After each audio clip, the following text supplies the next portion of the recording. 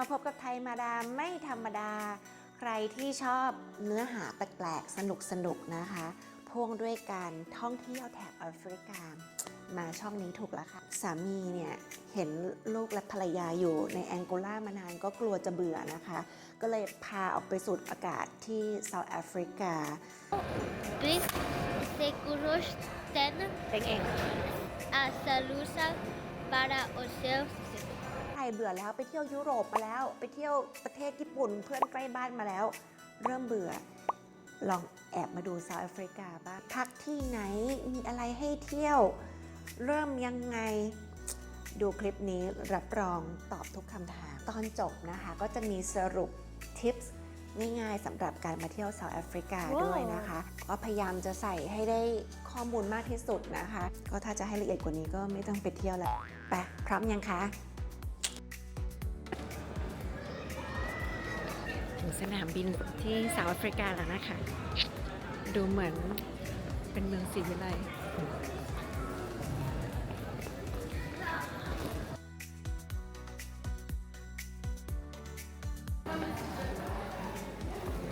เดมบี Yes, my name is Cindy. where we supposed to go explore We have there's a wine tasting. Yeah, and there's a Table Mountain. Table Mountain Yes. a lot of walking ก็ใช้เวลาประมาณ3 ชั่วโมงครึ่งนะคะ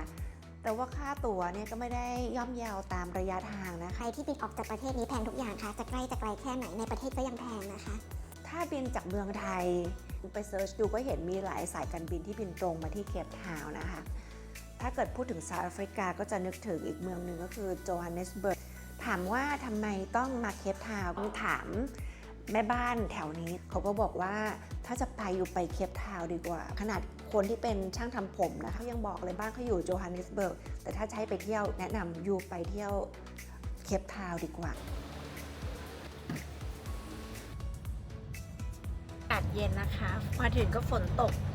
มองไปก็เหมือนอยู่ลอนดอนไม่บรรยากาศเหมือนอยู่สกอตแลนด์มันอุณหภูมิเท่าไหร่นะที่เช็คไว้20 ต้น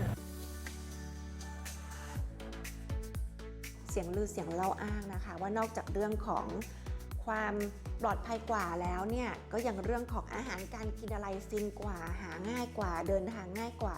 โดยเฉพาะไปเคปทาวน์มันจะอยู่ในด้านส่วนของเป็นเขาเรียกว่า Western Cape นะคะมันก็จะสามารถมี access เข้าถึงได้ถึงเมืองที่เป็นเมืองท่องเที่ยวต่างๆเมืองติดทะเลเมืองวายนะคะก็จะสามารถขับรถไปได้นะคะการเดินทางก็ง่ายช่วงวันแรกๆเนี่ยใช้ไกด์ไปก่อนนะคะหลังจากนั้นเนี่ยก็เช่ารถขับไปแต่ละเมืองไปนอนพักแถวๆที่เขาเรียกว่า V&A Waterfront นะคะเป็นพื้นที่ที่ติดกับทะเลด้วยแล้วก็จะเห็นวิวของ Table Mountain ที่มีชื่อเสียงของเคปทาวน์ด้วยนะคะแล้วก็ที่สำคัญคือมันอยู่ใกล้กับแหล่งช้อปปิ้งแหล่งอาหารคือสำหรับวันแรกๆก็ไปชิมลางก่อนนะคะก็เป็นเมืองที่ชิลๆแล้วก็ระหว่างทางที่เดินไปทานอาหารเนี่ยก็จะมีแบบมีโชว์มีคนมาร้องเพลงเต้นพื้นเมืองนะคะให้เราเห็นก็มีบรรยากาศแปลก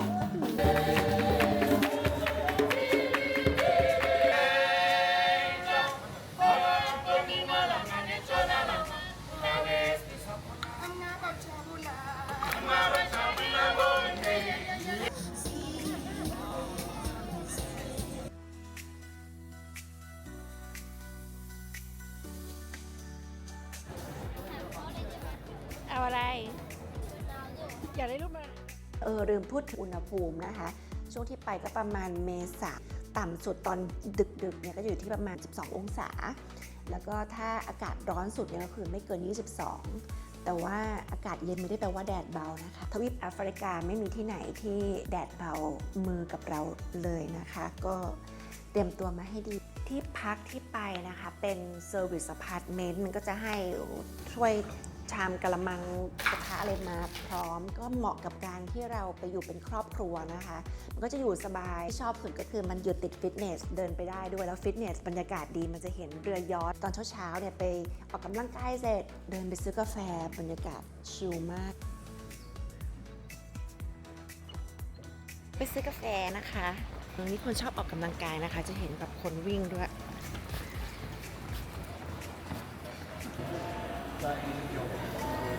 กดกาแฟเดี๋ยวไปซื้อร้านโลคอลนะคะ เดินมาตั้งไกลเพิ่งรู้ไว้นะคะ ตามมออะไรพวกนี้ค่ะเขาจะไม่รับแคชไม่รับเงินสดแต่เขาจะรับเป็นการ์ดนะคะแต่ไม่ได้เอาการ์ดสามีมาการ์ดเมืองไทยก็หมดอายุยังไม่ได้ส่งมานะคะเจอร้านโลคอลใกล้ๆเองนะคะพรุ่งนี้อาจจะไม่ไปสตาร์บัคแล้ว191 แรนด์คูณ 2 นะคะ เป็น 780 ก็โอเคนะเบรกฟาสต์ชุดใหญ่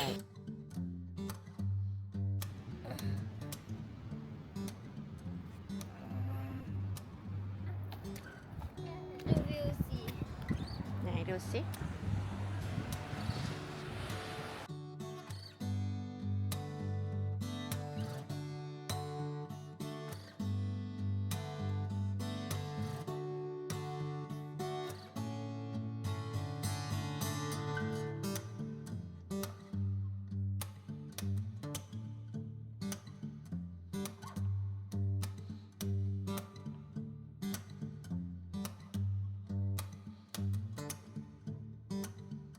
คือเมืองนี้เป็นเมืองที่มีภูเขาให้เราขึ้นไปดูชมวิวเมืองจากข้างบนอยู่แล้ว จะถ่ายมุมไหนมันก็รูปสวยนะคะ คนถ่ายรูปก็ควรจะมา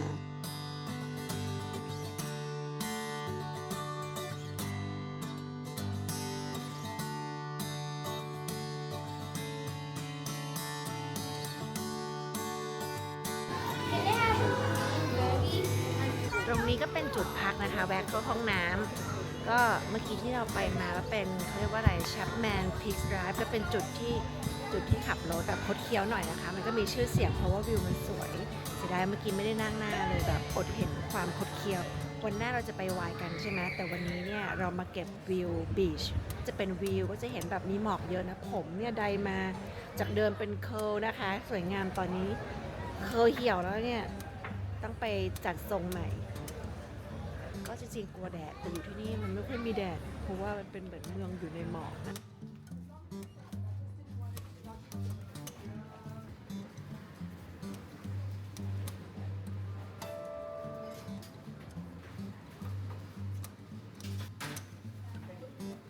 Americano please yes thank you ที่ไปนอกจากไปเป็นหาดเป็นอ่าวอะไรนี่แล้วนะคะก็จะเป็นเคปก็คือเป็นแหลมนี่แหละก็จะมีหลายแหลมนะคะเคปพอยต์เคปที่ดังก็คือเคปออฟกูดโฮปเป็นแหลมที่ชาวโปรตุเกสนะคะเดินทางมาถึงฝั่งที่เขาคิดว่ามันเป็นจุดเขาเรียกว่าเป็นเส้นทางที่การค้าขายเชื่อมต่อระหว่างยุโรปกับตะวันออกกลาง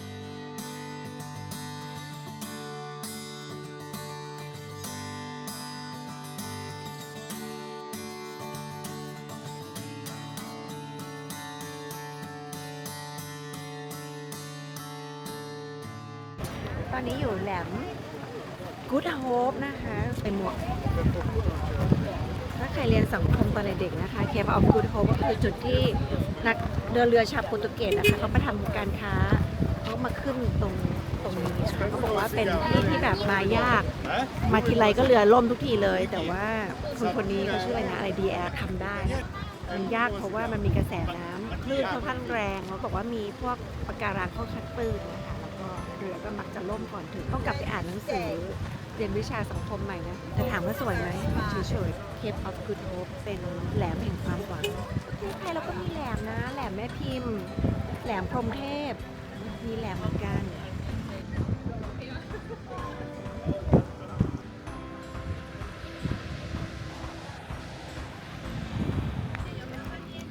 เนี่ยสาหร่ายกินได้ถัดไปสักชิ้นเอาไปต้มไหม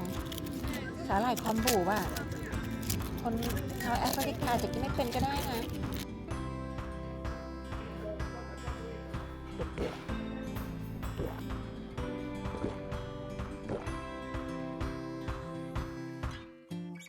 โอ้ยเขาบินแล้ว อย่าให้ปลาไปบินอะ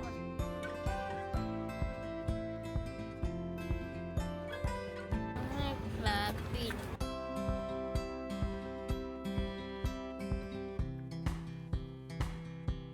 อ ปกติก็ไม่เคยทำคลิปเลยนะคะพวกวีล็อกท่องเที่ยวอันนี้เป็นครั้งแรกก็ระหว่างคลิปเนี่ยก็จะมีมั่วไปบ้างปกติก็ไปเที่ยวเราก็จะไปเน้นดื่มด่ำบรรยากาศการเที่ยวก่อนเดี๋ยวก็จะขึ้นโปรดใช้วิจารณญาณในการรับชมมีคำแก้ไขให้ข้างล่างนะคะขออภัยมือใหม่จริงๆค่ะจริงเราต้องไป Table Top นะคะเป็นจุดชมวิวของเคปทาวน์ที่ใครมาต้องขึ้นไปมันดีมากนะคะคือเป็นจุดที่สูงสุดแล้วก็ชื่อ Table Top เพราะว่ามันเป็นพื้นเรียบๆเหมือนโต๊ะเดี๋ยวจะเห็นนะคะแต่วันนี้เนี่ยเช้านี้ดอกมาแต่เช้าเพื่อ9 โมงใช่ไหมแบลเลต หนาว อากาศเย็นน้ำมูกไหลก็จริงๆ17 องศาแต่ขึ้นมาบนนี้ลมมันแรงนะคะน่าจะต่ำกว่านั้นแหละแต่โอ้โหขี้มุกเต็มเสื้อเลยวันนี้ทัศนวิสัยไม่ดีนะคะหมอกมันลงหนาแล้วก็เลยต้องมาออปชันที่ 2 ที่ดีที่สุดณตอนนี้ก็คือมาที่ Signal Hill นะคะที่ชื่อว่า Signal Hill ก็เพราะว่าเอาไว้ส่องนะคะว่าเรือเข้าเรือออกดูเวลาด้วยเป็นจุดที่เห็นชัดที่สุดเวลาบอกสัญญาณด้วยวิธีการยิงปืนใหญ่ Table Mountain อะที่มันเป็นภูเขาอะไรก็ไม่รู้มันข้างบนมันไม่ได้มีเขายอดแหลมๆมันราบเรียบเป็นเหมือนโต๊ะเลยนะคะเขาถึงเรียกว่า Table Mountain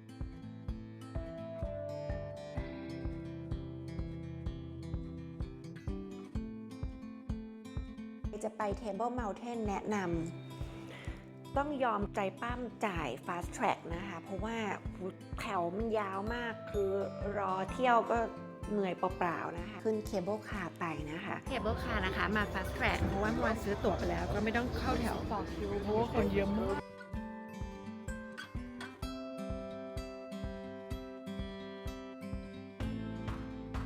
การขึ้นเคเบิลคาร์มันก็เป็นไฮไลท์อย่างหนึ่งเพราะว่า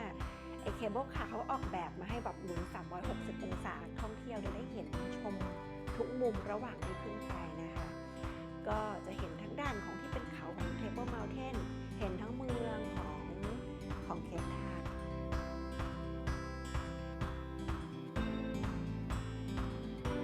มันจะหมุนด้วยนะคะเหมือนไปสวนสนุกเลย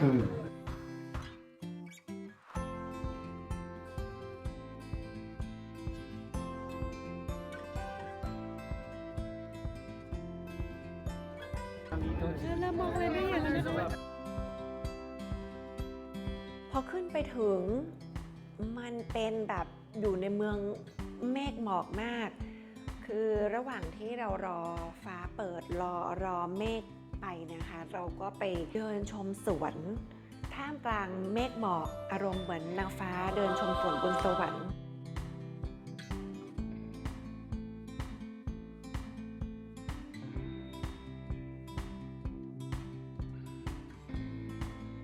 We traveling a lot. We live in Angola. For work, yeah. Your face. National Park, they are doing the education for kids. เขาพาเด็กอยู่ในคลับมาเที่ยวนะคะเป็นไม่ใช่โรงเรียนแต่พาเด็กมาเรียนรู้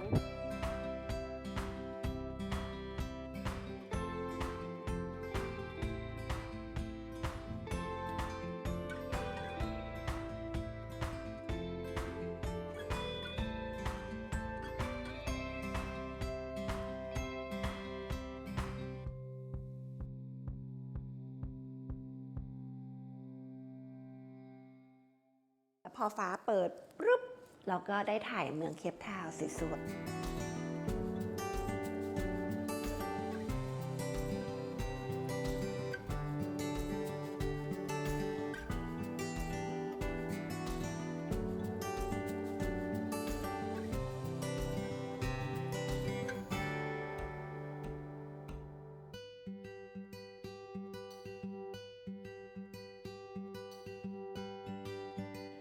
ทำไมคนถึงชอบมาเคปทาวน์หรือเซาท์แอฟริกานะคะเพราะว่าถ้ามีเวลาเยอะๆเนี่ยมันก็คุ้มที่ว่าอยากไปชิมไวน์ก็ได้ชิมหรือถ้าใครอยากเห็นบรรยากาศของสัตว์ป่านะคะก็ไปทางตะวันตกหน่อยแล้วก็ใครอยากเห็นทะเลทรายก็ขึ้นไปทางเหนือก็ได้ก็คือได้เป็นประเทศที่ได้ครบมากแต่ต้องมีเวลาเยอะๆแล้วก็มีงบด้วยนะคะแต่รอบนี้เราไม่ได้ไปซาฟารีแล้วก็ไม่ได้ไปทะเลทรายนะคะเพราะว่าเราเก็บไอ้ตรงนั้นอะไปที่นามิเบียละเพราะว่าทางเหนือของทางเซาท์แอฟริกาเนี่ยก็คือจะอยู่ติดกับนามิเบีย มาดามไปรอบนี้ได้เข้าคุกด้วยนะคะ ไม่ได้ทำอะไรผิด ไปเยี่ยมคุกเก่านะคะ บนร็อบบินไอแลนด์ที่เคยขังนักโทษในอดีตนะคะ ที่เป็นกลุ่มที่ต่อต้านการเหยียดสีผิวนะคะของเซาท์แอฟริกาหนึ่งในนักโทษที่มีชื่อเสียงโด่งดังที่ใครๆก็รู้จักก็คือคุณนิลสันแมนเดลานะคะเป็นประธานาธิบดีคนแรกที่เป็นผิวสีเรากำลังรอขึ้นเรือเฟอร์รี่นะคะไปที่เกาะแบรอนไอแลนด์เป็นเกาะที่นิลสันแมนเดลานะคะถูกจับตัวขังคุกอยู่นะคะเป็นนักโทษทางการเมืองเกาะนี้เขาก็จะใช้ขังนักโทษส่วนมากเป็นคนผิวดำเหรอไม่ค่อยรู้ข้อมูล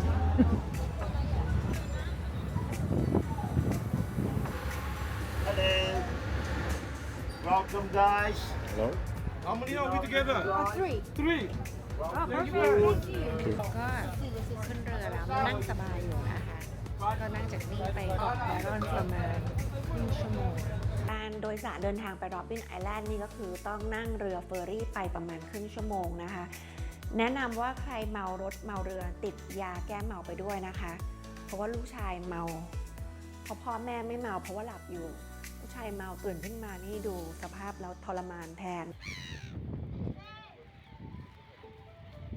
ได้ไปเยี่ยมชมนะคะว่ามันเป็นความจริงที่โหดร้ายเนาะของคนที่พยายามจะต่อสู้ในสมัยนั้นนะคะ Want to meet in one of those cells at the back. มันไม่ใช่คุก คุกสิ ไป ลูก ชู้ที่นี่มันไม่ใช่จริงแล้วอ่ะ จริงสิลูกของเก่า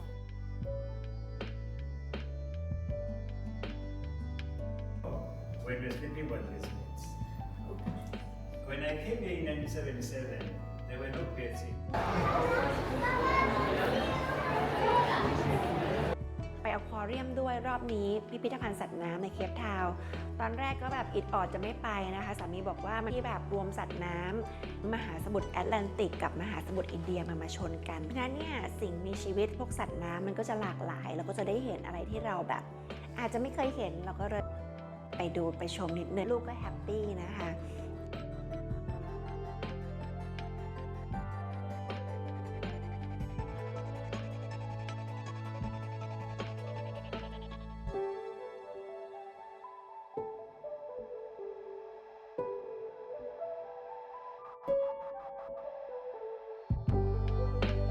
ก็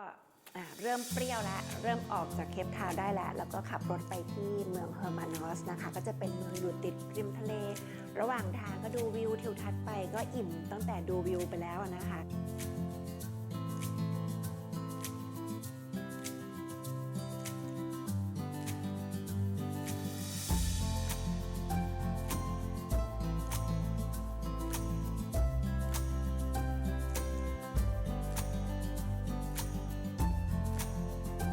อยู่โรงแรม Harbour House Hotel นะคะติดริมชายหาดเลยก็เดี๋ยวทานเบรคฟาสต์นะคะไปดูว่าวันนี้เขาเสิร์ฟเบรคฟาสต์อะไรบ้าง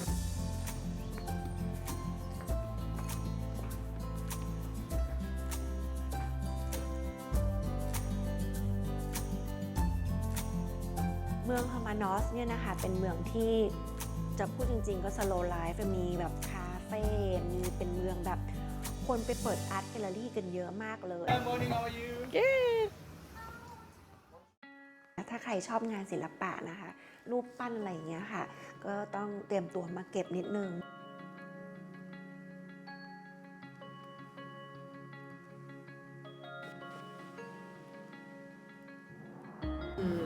ใครที่ชอบบรรยากาศแบบเดินตามคอฟฟี่ช็อปเล็กๆมีร้านหนังสือมีแบบเป็นอาร์ตแกลเลอรี่ส่วนมากก็เดาว่าจะเป็นคนแบบว่าวัยเกษียณแล้วนะคะก็มาเปิดนะคะช็อกโกแลตลูกมาเสิร์ฟแล้ว ก็รวมๆแล้วเมืองนี้ก็ดีค่ะอยู่ไม่ต้องคิดอะไรมากนะคะนอนชิล I'm sorry นอนชิลดู Netflix ได้อ่านหนังสือได้